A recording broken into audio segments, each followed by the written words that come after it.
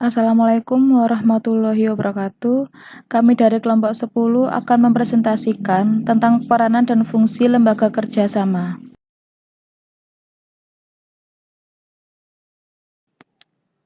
Kelompok 10 yang beranggotakan Lucky Puput Pujiati dan Krishna Agustin. Pengertian lembaga kerjasama bipartit.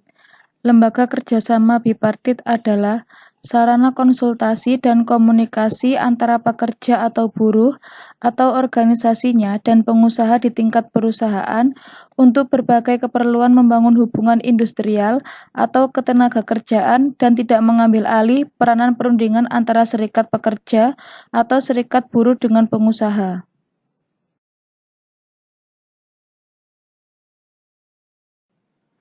Peran lembaga kerjasama bipartit dalam hubungan industrial. Lembaga kerjasama bipartit di sini nantinya akan melakukan peran dari mulai yang relatif sederhana hingga yang kompleks, tergantung pada skala dan kompleksitas perusahaan, jumlah pekerja, serta gaya dan sikap manajemen melibatkan pekerja dalam berbagai tahapan proses pengambilan keputusan. Beberapa peran tersebut antara lain berkaitan dengan perjanjian kerja waktu tertentu, perjanjian pemborongan pekerjaan, dan penyediaan jasa pekerja atau buruh, istirahat pangkang, haid, dan pengupahan. Di samping itu, permasalahan yang mungkin timbul juga terkait dengan bipartisme, peraturan perusahaan, perjanjian kerja bersama, pemogokan, pemutusan hubungan kerja, dan lain-lain. Fungsi lembaga bipartit. Yang pertama, melakukan pertemuan secara periodik dan atau sewaktu-waktu apabila diperlukan. Kedua, mengkomunikasikan kebijakan pengusaha dan aspirasi pekerja atau buruh. Ketiga, menyampaikan saran, pertimbangan, dan pendapat kepada pengusaha, pekerja atau buruh, dan atau serikat pekerja atau serikat buruh. Tata cara pembentukan LKS bipartit. Yang pertama, pengusaha dan wakil serikat pekerja atau serikat buruh dan atau wakil pekerja atau buruh mengadakan musyawarah untuk membentuk, menunjuk, dan menetapkan anggota LKS bipartit. Yang kedua, perusahaan sebagaimana dimaksudkan dalam pasal 6, anggota LKS bipartit sebagaimana dimaksud dalam huruf A, menyepakati dan menetapkan susunan pengurus LKS bipartit. Yang ketiga, pembentukan dan susunan pengurus LKS bipartit dituangkan dalam berita acara yang ditantangani oleh pengusaha dan wakil serikat pekerja atau serikat buruh atau wakil pekerja atau buruh di perusahaan.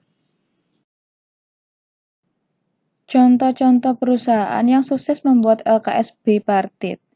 Yang pertama ada PT Mitsubishi Kramayuda Motors and Manufacturing DKI Jakarta. Yang kedua Alila Ubud dari Bali. Yang ketiga PT Antam TBK UPBN Sulawesi Tenggara. Yang keempat PT Adar Indonesia Kalimantan Selatan. Lembaga kerjasama tripartit dalam hubungan industrial. Pengertian lembaga kerjasama tripartit. Lembaga kerjasama tripartit adalah forum komunikasi, konsultasi, dan musyawarah tentang masalah ketenagakerjaan yang anggotanya terdiri dari unsur pemerintah, organisasi pengusaha, dan serikat pekerja atau serikat buruh.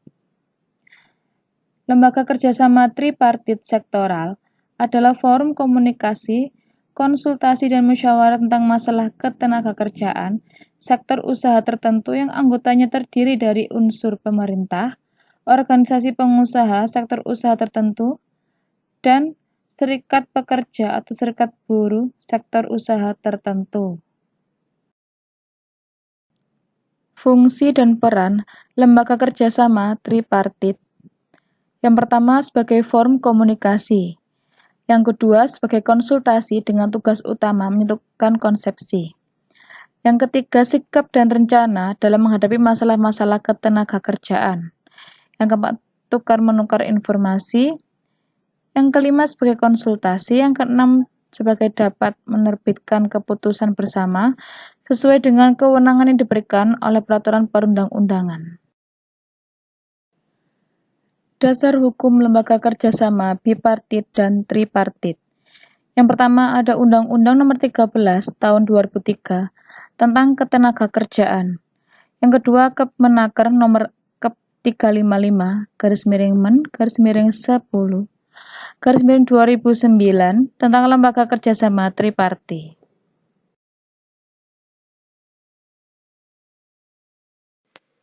Sekian presentasi dari kelompok 10. Apabila ada salah kata, saya mohon maaf. Assalamualaikum warahmatullahi wabarakatuh.